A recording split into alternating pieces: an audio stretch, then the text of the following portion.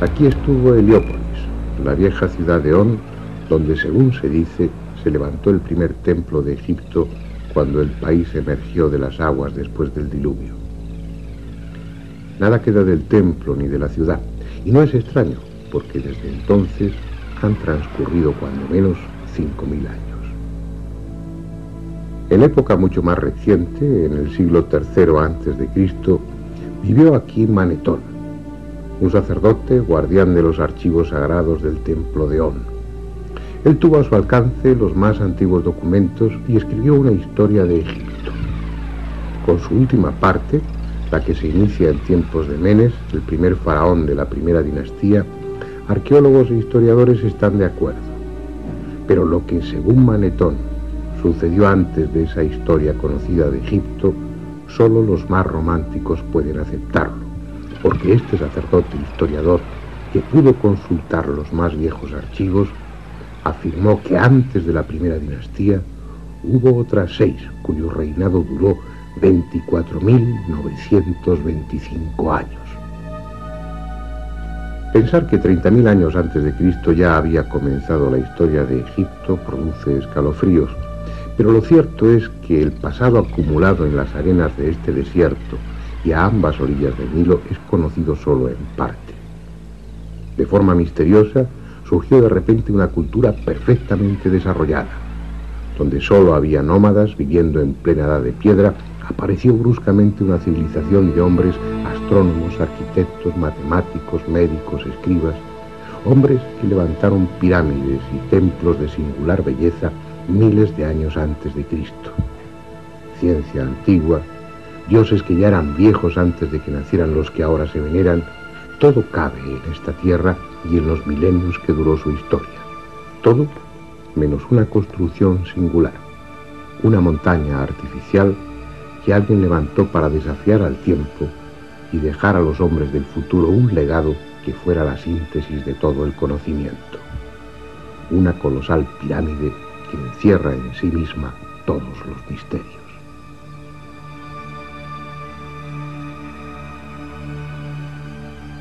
Este es el país de las pirámides.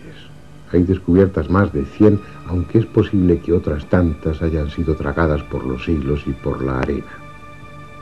Las que quedan son de los más diversos tamaños y factura, pequeñas y grandes, agudas y chatas, escalonadas y acodadas. Unas son de ladrillo y adobe, otras con la piel de piedra y el corazón de cascotes, otras son solo un recuerdo, un montículo informe o ni siquiera eso. Muy pocas conservan el empaque y la fuerza que en otro tiempo tuvieron, pero entre todas ellas hay una, la más grande, que escapa a cualquier adjetivo y constituye el mayor monumento que el hombre jamás ha levantado. Si es que fue el hombre y no los mismos dioses quienes lo hicieron.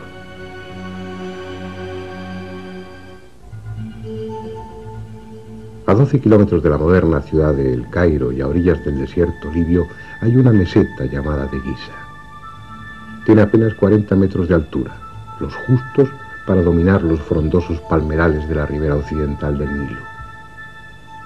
La suave pendiente que llega hasta el promontorio ha sido recorrida por millones de personas, viajeros, curiosos, peregrinos, sabios, místicos, aventureros. Todos ellos atraídos por el misterio que rodea a este edificio singular. Más de 2,5 millones de bloques de piedra que pesan entre 2 y 60 toneladas cada uno. Para transportar toda esta piedra harían falta 800.000 camiones de gran tonelaje. Uno a continuación de otro, esos camiones formarían una fila que llegaría desde Madrid hasta los confines de Siberia. En su base cabrían 8 campos de fútbol y su altura es la de un edificio de 50 pisos. Lo extraordinario, lo increíble, como veremos a lo largo de estos documentales, es que a pesar de su abrumadora masa, de sus gigantescas proporciones, sus errores de nivelación, de orientación, de simetría o de angulación se miden por milímetros. No solo es la obra más colosal que levantó el hombre, sino también la más perfecta. En la misma meseta de Giza y al lado mismo de la Gran Pirámide hay otras 3. La de Kefren, ligeramente más pequeña, que conserva en su cumbre parte del revestimiento original, y la de Micerinos, de menor tamaño y algo más alejada de las otras dos. Aún hay 6 pirámides más, tan pequeñas en relación con las otras que se las conoce como pirámides satélites. 3 están situadas al este de la Gran Pirámide y se dice que sirvieron de sepultura a la familia de Keops. Las 3 restantes, frente a la cara sur de Micerinos, completan junto con la Esfinge el complejo monumental de Giza. La cita obligada para todos aquellos que sienten inquietud por el pasado, el punto de destino al que acuden turistas desde las partes más lejanas del mundo. Se harán fotografías ante ella y luego recorrerán su interior. Unos saldrán impresionados, otros jadeantes por el esfuerzo, los más respirando ansiosamente tras la sensación de claustrofobia que se experimenta en los angostos túneles y pasillos. Pero pocos, muy pocos, saldrán con la conciencia de haber estado en las entrañas mismas del misterio. Pocos, muy pocos, sabrán que han visitado un monumento que, pese a su rotunda solidez, es imposible que esté ahí. Este interés hacia la Gran Pirámide, que mueve a viajeros a recorrer miles de kilómetros para visitarla, no es una moda de estos tiempos. En todas las épocas han llegado hasta aquí sabios y curiosos tratando de descubrir su secreto. Heródoto, el célebre historiador griego, dejó escritas sus impresiones sobre la Gran Pirámide. Estuvo aquí hacia el año 440 a.C. y dio detalles sobre la construcción que hoy ya no están a nuestro alcance. Por ejemplo, contó que las caras de la Gran Pirámide estaban cubiertas de escritura, unos signos de los que ya nada se sabe. Abd al-Latif, un historiador árabe del siglo XIII, también se refirió a esa escritura. Dijo que en las 4 caras de la pirámide había un número tan grande de inscripciones que con ellas podrían llenarse 10.000 páginas.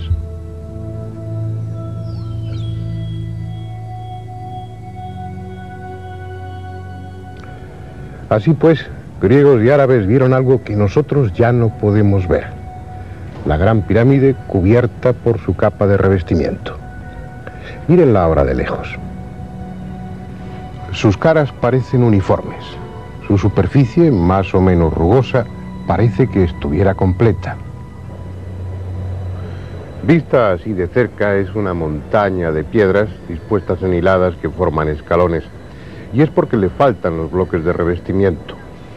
Solo quedan estos pocos, muy deteriorados, pero fueron 27.000 que cubrían las 4 caras de la pirámide, transformándolas en poco menos que un espejo, de lisas y pulidas que estaban. Debiera ser un espectáculo impresionante contemplarla bajo los rayos del sol, sobre todo si, como dicen, estaba pintada de rojo. Ahora lleva 700 años desnuda. Hacia el siglo XIII hubo grandes terremotos que asolaron el país y echaron por tierra la mayoría de los edificios. Los árabes construyeron una nueva capital, el Cairá, que significa la victoriosa, y para hacerla recurrieron, entre otras fuentes, a la Gran Pirámide. Los 27.000 bloques de revestimiento fueron desmontados y fragmentados para levantar con ellos palacios, puentes o esclusas, como esta, la de Mohamed Ali, y mezquitas, como la que mandó construir el sultán Hassan en el siglo XIV. Con el transcurso de los años, la Gran Pirámide vio desaparecer los 70.000 metros cuadrados de revestimiento que la cubrían. Con esa depredación es seguro que perdió parte de su belleza, pero conserva toda su grandiosidad. Bien, vamos a ocuparnos ahora de la historia conocida de la Gran Pirámide, de los descubrimientos, de las investigaciones, y de paso recorreremos su interior. Esa historia nos va a llevar al siglo IX y a un hombre, el califa Al-Ma'mún, quien, según la tradición, fue el primero que consiguió entrar en la Gran Pirámide. Era aquella una época de esplendor para los árabes, una época en la que tanto como las conquistas militares interesaban las conquistas científicas. Abdullah al-Ma'mún subió al trono en el año 813. Era hijo del célebre califa Harún al-Rashid, protagonista de algunos cuentos recogidos en las Mil y una noches, y fue, como muchos otros califas, un hábil gobernante y un gran erudito. Fundó universidades, creó bibliotecas y protegió las artes, haciendo de Bagdad, su capital, un centro de cultura y conocimiento. Al-Ma'mún supo de la Gran Pirámide y lo que le contaron excitó su curiosidad. Le hablaron de leyendas que se referían a enormes tesoros, a cámaras ocultas en las que se encerraban todo tipo de objetos, desde mapas de las esferas terrestre y celeste hasta armas construidas con un metal que no se oxidaba, e incluso le mencionaron un cristal que podía ser doblado sin partirse. Así pues, en el año 820, él encargó a un grupo de técnicos que se abrieran paso hasta el interior de la pirámide.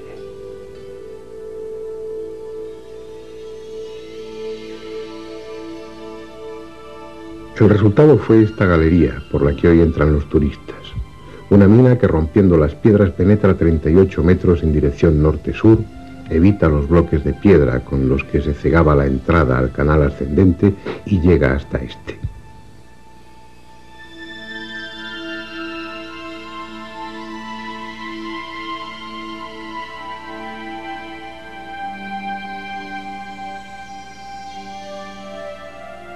Dicen que los obreros oyeron bajo ellos el ruido producido por una piedra al desprenderse y excavaron un pozo, encontrando así el canal descendente y subiendo por él la auténtica entrada de la pirámide.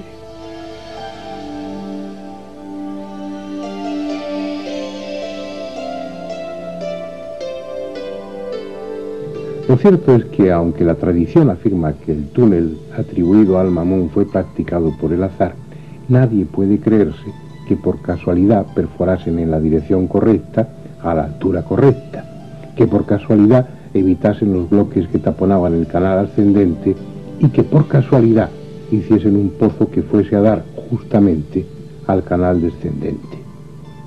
Lo más probable es que Al-Ma'mún ya conociese la existencia y disposición de los canales antes de abrir el túnel. Y de hecho hay textos que parecen demostrar que la entrada y el canal descendente eran conocidos de antiguo.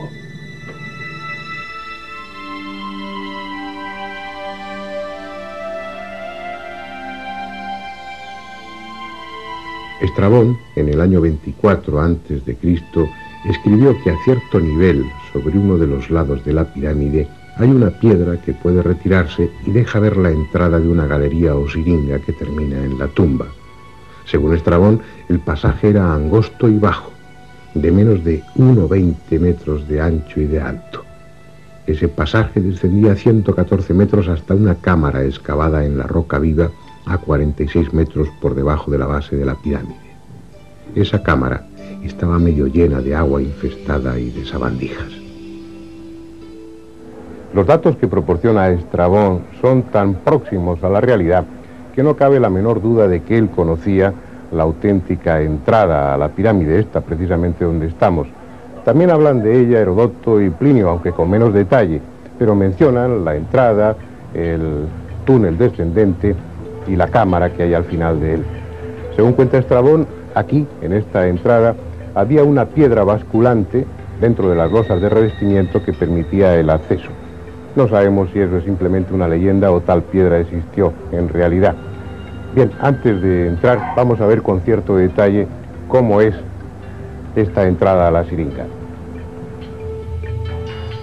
Lo que primero destacan son los 4 gigantescos bloques de descarga que descansan sobre el dintel de la puerta. Muchos necios, con pretensión de pasar a la posteridad, han inscrito sus nombres. Pero la más estúpida de todas las inscripciones es la que hay en el bloque superior derecho. Está realizada en jeroglíficos por el egiptólogo alemán Lepsius a mediados del siglo pasado, y en ella se refiere al rey de Prusia, Federico Guillermo IV, ni más ni menos que como rey del Alto y Bajo Egipto. En el triángulo formado por los bloques de descarga y el dintel hay 4 signos grabados. Un tetragrama que nada tiene que ver con la escritura jeroglífica egipcia ni con ninguna otra escritura conocida. No se sabe quién grabó esos signos ni cuándo. Quizás sean la obra de un bromista, o tal vez estén ahí desde el principio y constituyan la clave secreta de la pirámide. Bueno, creo que ha llegado el momento de que penetremos hacia las entrañas de la Gran Pirámide. Pero no lo haremos por el túnel abierto por Al-Mamun, que es el que utilizan habitualmente los visitantes, sino por la entrada original, que es la que estamos describiendo, y que se encuentra a 17 metros de altura.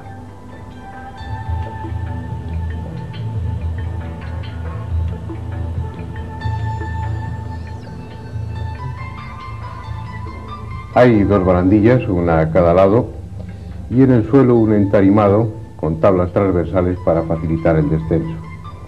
Al objeto de que tengan ustedes claro dónde nos encontramos en cada momento y cuál es el recorrido de los túneles, iremos insertando un esquema con la posición en la que nos hallamos en cada instante. Vamos para allá. El camino ha de hacerse en postura incómoda, porque el pasaje solo mide 1,22 metros de altura por poco más de 1 metro de ancho. A los 30 metros de recorrido ya hemos dejado la pirámide y estamos bajo ella, hundiéndonos cada vez más en el subsuelo. Ese canal descendente tiene en total 105 metros y 15 centímetros de longitud, y estamos a más de 30 metros por debajo del nivel de la meseta. Ya abajo del todo, al final del canal descendente, se abre un pequeño tramo horizontal aún más angosto. Tiene apenas 90 centímetros de anchura por 80 de alto, pero merece la pena internarse por él y recorrer su corto trayecto. Apenas tiene 9 metros, porque al final está la cámara del caos.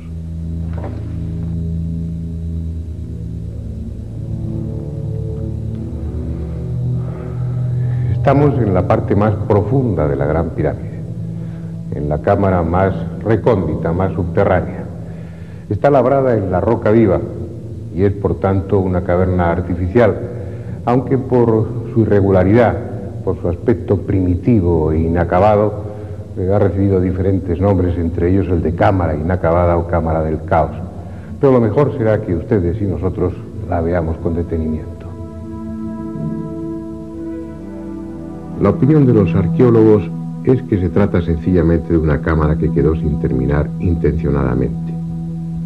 Aquellos que consiguieran dar con la entrada a la Gran Pirámide solo tendrían un acceso, el canal descendente por el que hemos bajado hace unos minutos.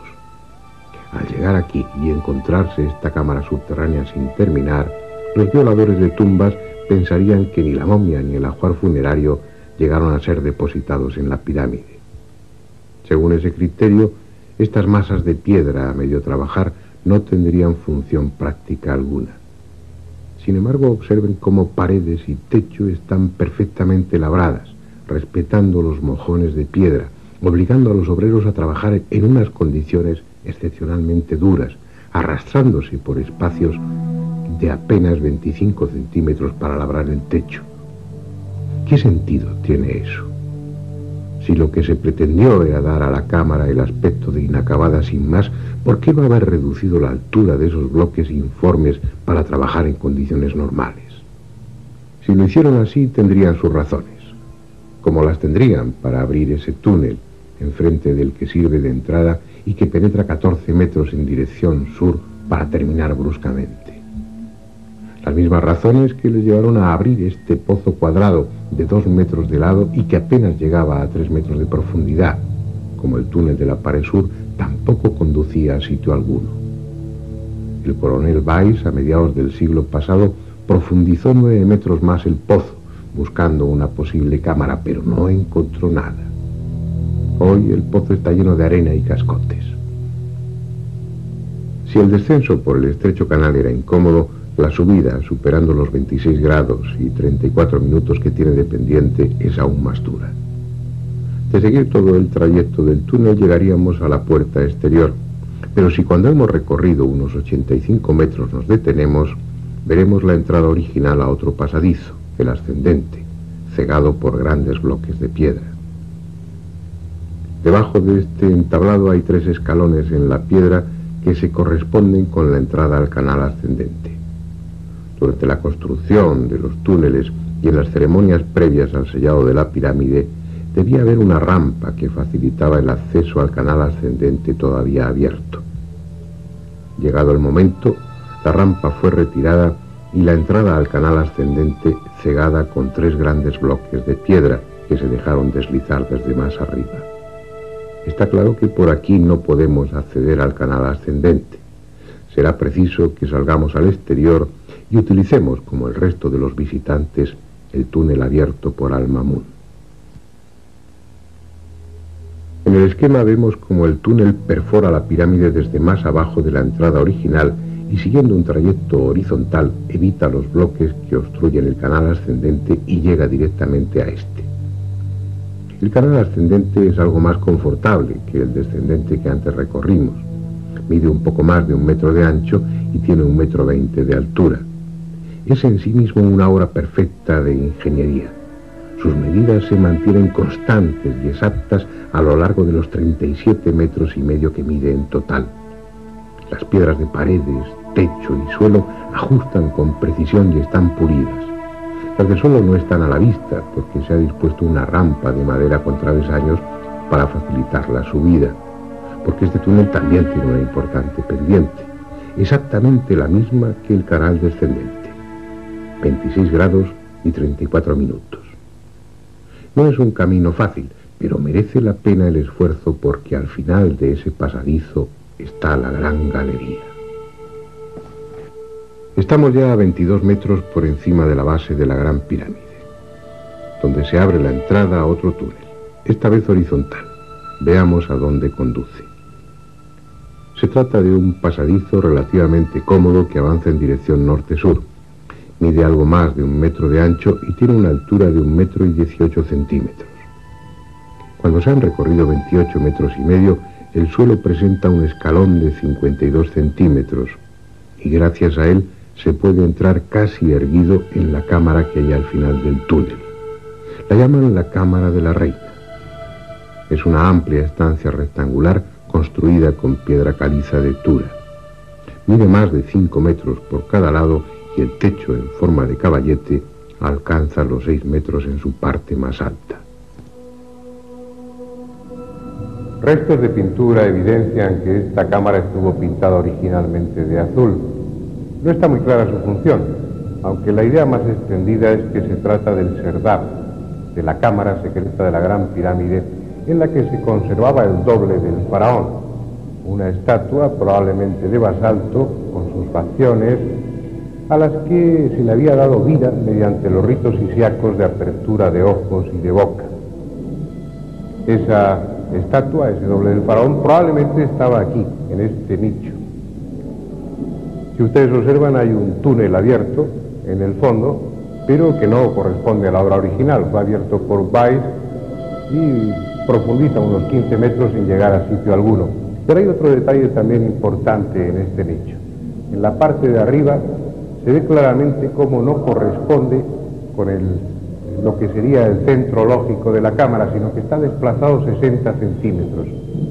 Y eso es con toda seguridad por una razón: para que el nicho y consecuentemente el doble del faraón, la estatua de basalto, quedase justamente en el eje de la Gran Pirámide, como así sucede.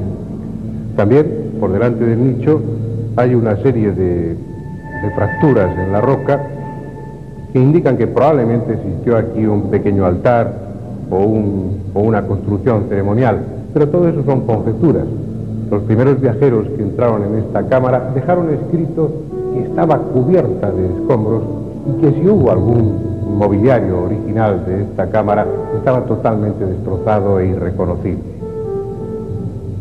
Pero hay otros 2 detalles muy interesantes en esta cámara: la existencia de 2 túneles o conductos, uno en la pared norte y otro en la pared sur, que no fueron descubiertos hasta 1872, y no fueron descubiertos por la sencilla razón de que estaban tapados, de que la piedra continuaba y la pared era perfectamente lisa.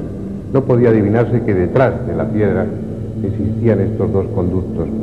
No se trata de canales de ventilación, puesto que estaban intencionadamente cerrados. La suposición es que se trataba de canales psíquicos, por los que el alma del faraón entraba a visitar a su doble, a esa estatua de basalto que antes mencionábamos. En cualquier caso, la realización de estos 2 conductos que suben, se extienden a todo lo largo de la pirámide perpendicularmente a las paredes norte y sur, La realización de estos túneles, insisto, es una demostración del nivel técnico y constructivo de aquellas gentes, puesto que los planos no pudieron modificarse en ningún momento, ya que los canales se fueron haciendo a medida que la construcción iba avanzando. Esa idea de que eran canales para el paso del alma del faraón, del Ba, es la idea más generalizada. Sin embargo, uno se pregunta, ¿para qué dos canales? ¿Acaso necesitaba uno para entrar y otro para salir? Y aún más, ¿para qué la existencia de los mismos canales? ¿Es que acaso el alma no puede atravesar la piedra? Porque el hecho es que estos agujeros estaban tapados con piedra. Por lo tanto, el alma no podría entrar ni salir. Y si podía atravesar la piedra, entonces ¿qué necesidad había de los canales? Tal vez simplemente señalaban un camino, pero si es así, ¿por qué abiertos al norte y al sur, cuando en la vida de Ultratumba precisamente las direcciones importantes son el este y el oeste?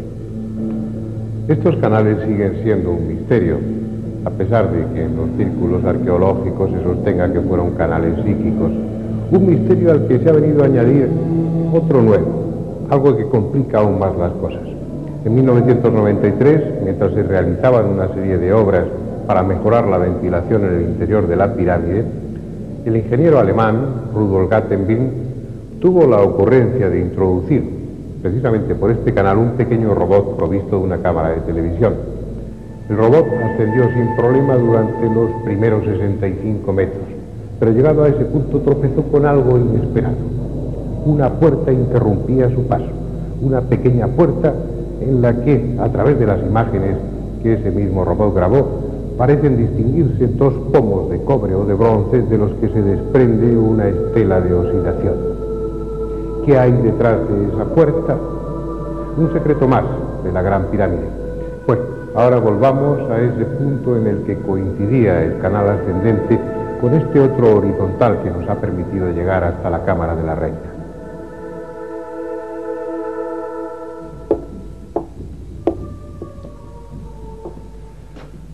Habíamos llegado antes hasta este punto, subiendo por el canal ascendente.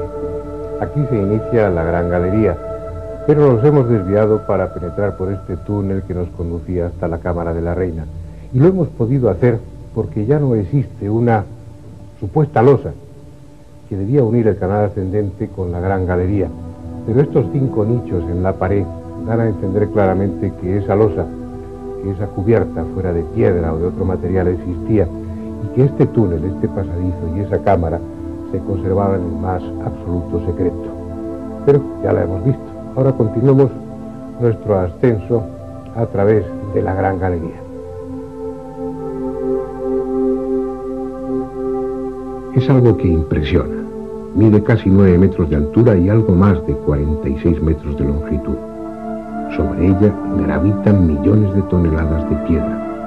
Y quizá fuera mejor no saberlo, porque ese peso llega a sentirse en el ánimo y lejos de tranquilizar al viajero, este amplio espacio de la Gran Galería parece agobiante y a punto siempre de derrumbarse.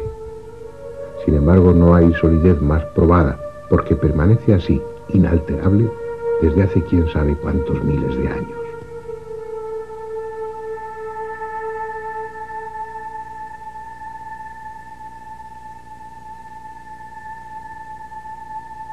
Sus muros, implacablemente paralelos en todo su recorrido, se van cerrando con 7 saledizos, de forma tal que allá arriba el techo, formado por 40 losas imbricadas como tejas, tiene solo 1 metro de anchura, en tanto que en el suelo mide 2 metros, incluyendo en ellos 2 banquetas laterales.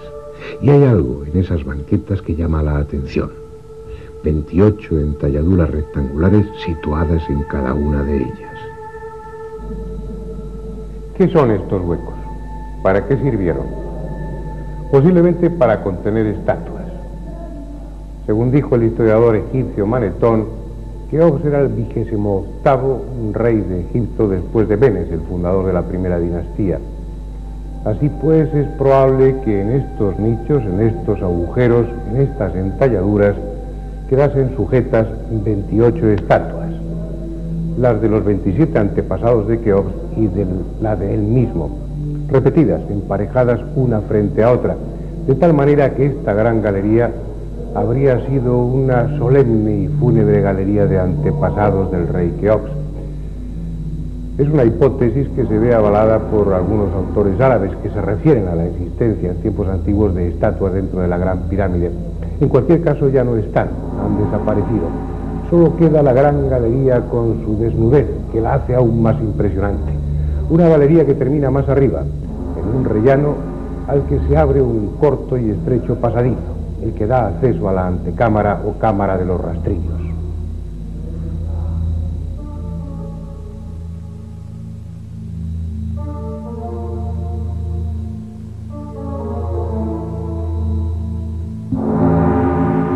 De todas las estancias de la Gran Pirámide, esta pequeña cámara es la que parece haber desempeñado una función más definida. Las 3 correderas talladas en las paredes laterales, las 4 ranuras verticales de la pared sur y algunos otros detalles sugieren que esta cámara quedaba cerrada con 3 losas de piedra que se dejaron deslizar desde arriba mediante un sistema de cuerdas. Cuando entraron los primeros profanadores, las losas habían descendido y estaban en su sitio, tapando el acceso a la cámara del rey. La prueba es el destrozo que tuvieron que hacer en esta piedra, hoy reconstruida con yeso, para pasar por encima de las losas que obstruían la entrada. Hoy de esas losas que taponaban el conducto no queda ni resto, y el acceso a la cámara del rey está perfectamente abierto.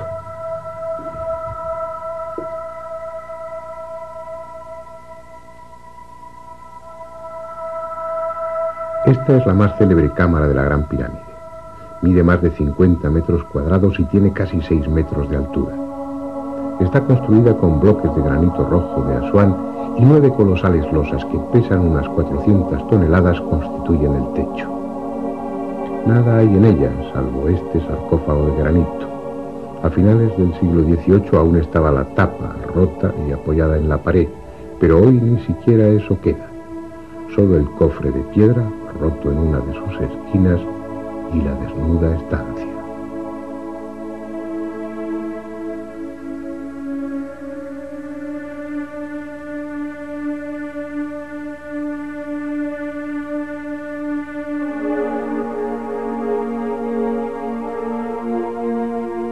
En 2 de las paredes, la norte y la sur, se abren 2 canales de ventilación. A diferencia de los que hay en la mal llamada Cámara de la Reina, estos sí tienen salida al exterior y hoy están dotados de 2 extractores de aire para renovar el ambiente y eliminar la humedad producida por los miles de turistas que la visitan.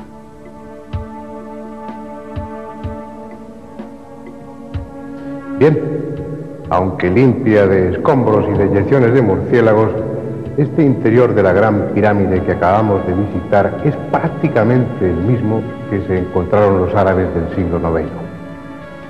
La falta de tesoros alejó a los expoliadores y por su parte la superstición y las alimañas alejaron al resto de los visitantes.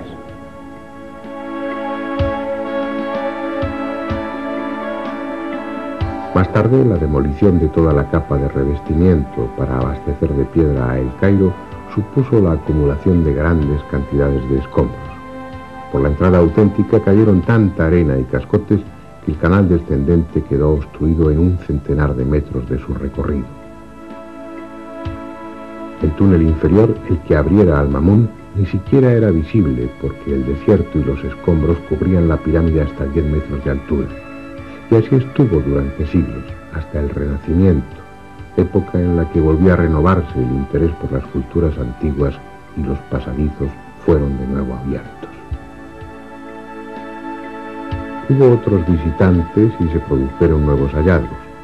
En 1638 llegó hasta aquí John Greaves, astrónomo matemático y geómetra inglés. Leyendo a Pitágoras dedujo que en la Gran Pirámide estaban registradas las medidas fundamentales de la Tierra, y él fue el primero en señalar la existencia de un pozo del que hasta este momento no había constancia escrita. Un pozo que con toda seguridad ustedes no conocen. Vayamos de nuevo al interior de la pirámide para verlo. Estamos en la parte inferior de la gran galería. La ausencia de un sillar deja al descubierto un estrecho canal que desde hace muchos años está cerrado a los turistas y que por su trayecto casi vertical es conocido como el Pozo. Nunca hasta hoy había sido filmado, así que ustedes serán los primeros que pueden verlo, aunque parte de las imágenes carezcan de la necesaria calidad, porque el calor y la humedad dejaron fuera de uso la cámara profesional y fue preciso recurrir a otra pequeña cámara auxiliar. En realidad no es un pozo, sino un canal de 70 metros de longitud que, salvando un desnivel de 50 metros, comunica la gran galería con el canal descendente, muy cerca de la Cámara del Caos. La parte superior del peligroso canal está abierta en la mampostería de la Gran Pirámide y fue excavada cuando el monumento ya estaba construido. Su trazado, irregular y tortuoso, deja al descubierto las aristas de algún que otro bloque de piedra. No es un pozo que estuviera previsto en los planos de la pirámide. Fue excavado mucho después, con una intención que desconocemos.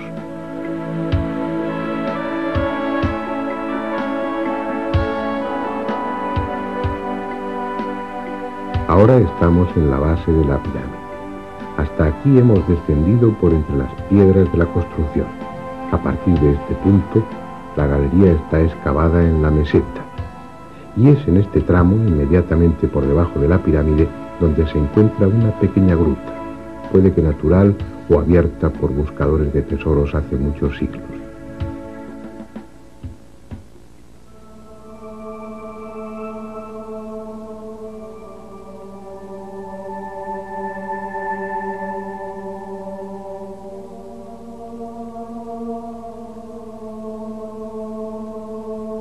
Otro detalle importante es la obra de mampostería, que indica que esta parte fue hecha en la época de la construcción de la pirámide.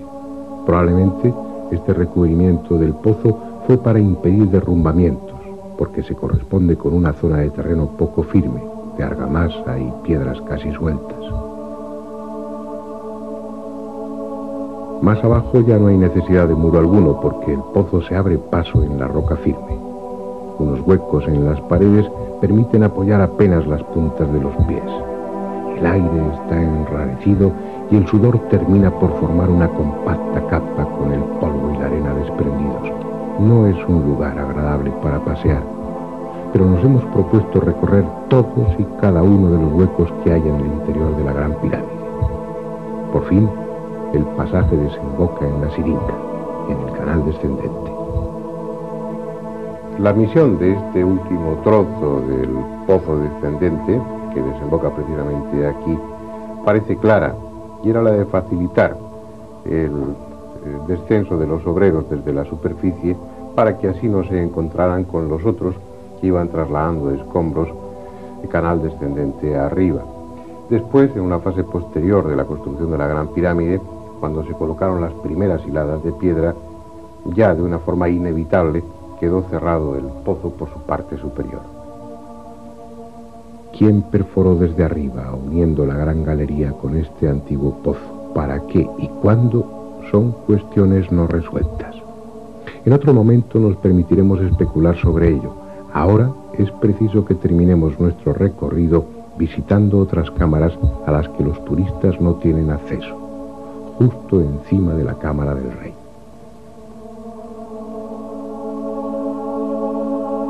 Fue Nathaniel Davison en 1765 el que descubrió accidentalmente que en la parte superior de la gran galería, pegado al techo, se abría un boquete cuadrado de 60 centímetros de lado. Estaba casi cegado por excrementos de murciélago.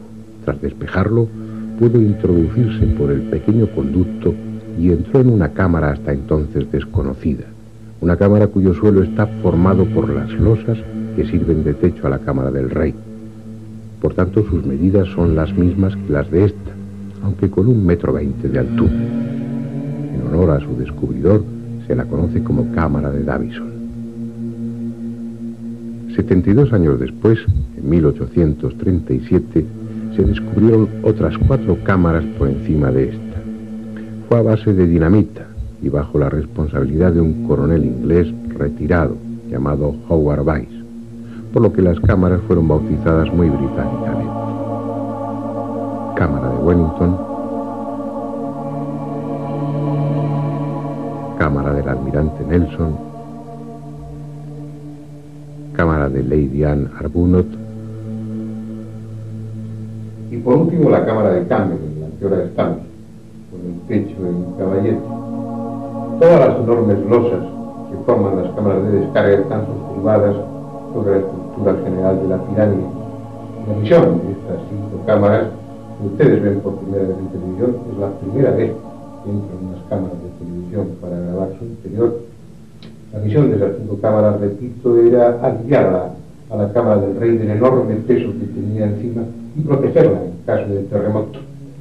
Una misión que parece que ha cumplido perfectamente, porque en esta última cámara, en esta 5ª cámara, se puede ver cómo las enormes losas que forman el techo se han ido abriendo con el paso del tiempo, probablemente por efecto de algún terremoto. Pero la colocación de unas tiras de yeso en algunos de los lugares durante los últimos años ha permitido ver que desde hace bastante tiempo, al menos desde que se instalaron esas tiras de yeso, no ha seguido abriéndose, por lo cual todo hace suponer que dentro de 15 o 20.000 años la gran pirámide seguirá estando aquí como está.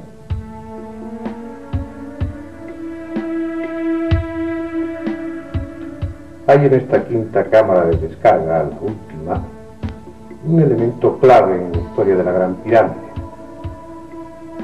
Este cartucho, esta inscripción, en la que según algunos está recogido el nombre de Keops. Así pues, estos jeroglíficos y la mención que hace Heródoto serían las 2 piezas fundamentales para sostener la hipótesis de que la Gran Pirámide fue construida por orden del faraón Keops. Pero hay otros que piensan que no, que lo que figura en esta inscripción no es realmente el nombre de Keops, sino una versión un tanto alterada del nombre del dios solar Khnum, por lo cual no quedaría nada más que el testimonio de Heródoto, que como veremos en su momento también es más que discutible. Por otra parte, en una antigua inscripción jeroglífica denominada la Estela del Inventario, se afirma que la Gran Pirámide ya estaba construida en tiempos de Keops y era conocida como Templo de Isis. Esa misma inscripción dice que Keops se hizo enterrar junto a ella en una pirámide más pequeña.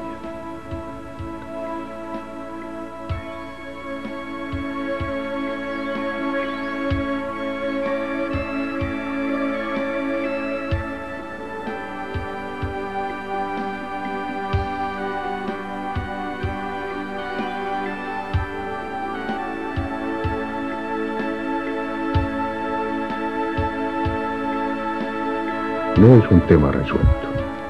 En otros capítulos intentaremos saber más sobre el origen de la Gran Pirámide, la técnica asombrosa que se utilizó en su construcción y las posibles funciones a las que estuvo destinada. Ahora se trataba de un recorrido por su interior, y ese recorrido termina aquí, en el más profundo de sus rincones y junto al más profundo de sus misterios, el que se refiere a la identidad de su constructor.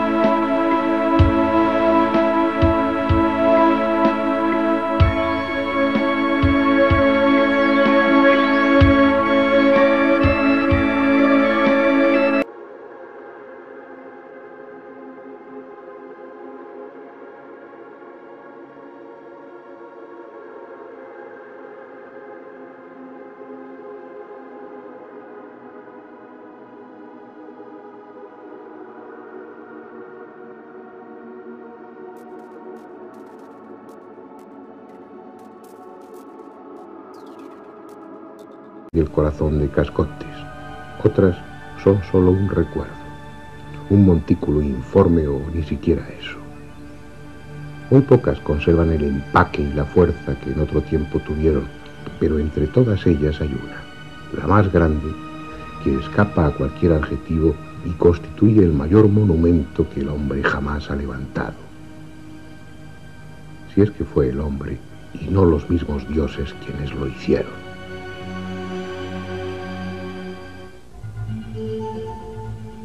A 12 kilómetros de la moderna ciudad de El Cairo y a orillas del desierto libio hay una meseta llamada de Giza. Tiene apenas 40 metros de altura, los justos para dominar los frondosos palmerales de la ribera occidental del Nilo. La suave pendiente que llega hasta el promontorio ha sido recorrida por millones de personas, viajeros, curiosos, peregrinos, sabios, místicos, aventureros. Todos ellos atraídos por el misterio que rodea a este edificio singular. Más de 2,5 millones de bloques de piedra que pesan entre 2 y 60 toneladas cada uno, para transportar todo.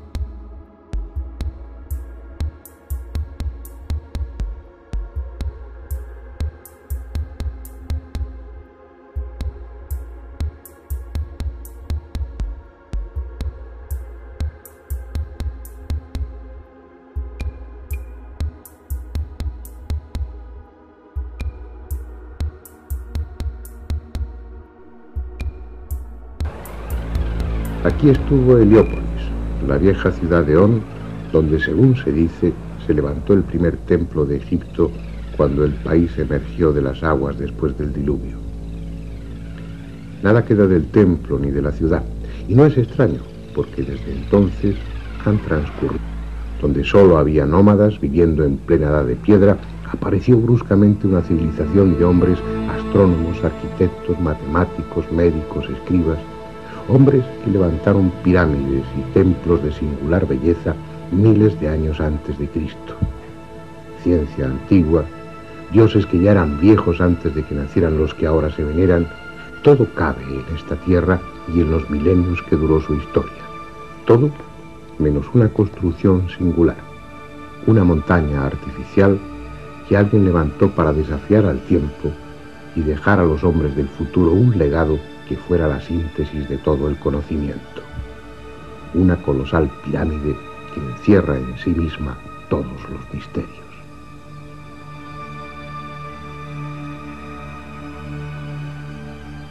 Este es el país de las pirámides. Hay descubiertas más de 100, aunque es posible que otras tantas hayan sido tragadas por los siglos y por la arena. Las que quedan son de los más diversos tamaños y factura, pequeñas y grandes, agudas y chatas, escalonadas y acodadas. Unas son de ladrillo y adobe, otras con la piel de piedra. Y toda esta piedra harían falta 800.000 camiones de gran tonelaje. Uno a continuación de otro, esos camiones formarían una fila que llegaría desde Madrid hasta los confines de Siberia. En su base cabrían 8 campos de fútbol y su altura es la de un edificio de 50 pisos. Lo extraordinario, lo increíble, como veremos a lo largo de estos documentales, es que a pesar de su abrumadora masa, de sus gigantescas proporciones, sus errores de nivelación, de orientación, de simetría o de angulación se miden por milímetros. No solo es la obra más colosal que levantó el hombre, sino también la más perfecta. En la misma meseta de Giza y al lado mismo de la Gran Pirámide hay otras 3. La de Kefren, ligeramente más pequeña, que conserva en su cumbre parte del revestimiento original, y la de Micerinos, de menor tamaño y algo más alejada de las otras 2. Aún hay 6 pirámides más, tan pequeñas en relación con las otras que se las conoce como pirámides satélites.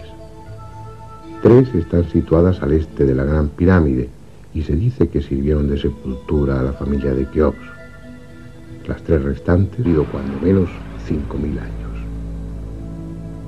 En época mucho más reciente, en el siglo III a.C., vivió aquí Manetón, un sacerdote guardián de los archivos sagrados del templo de On. Él tuvo a su alcance los más antiguos documentos y escribió una historia de Egipto. Con su última parte, la que se inicia en tiempos de Menes, el primer faraón de la primera dinastía, arqueólogos e historiadores están de acuerdo. Pero lo que, según Manetón, sucedió antes de esa historia conocida de Egipto, solo los más románticos pueden aceptarlo, porque este sacerdote historiador, que pudo consultar los más viejos archivos, afirmó que antes de la primera dinastía hubo otras 6, cuyo reinado duró 24.925 años. Pensar que 30.000 años antes de Cristo ya había comenzado la historia de Egipto produce escalofríos, pero lo cierto es que el pasado acumulado en las arenas de este desierto y a ambas orillas del Nilo es conocido solo en parte. De forma misteriosa, surgió de repente una cultura perfectamente desarrollada.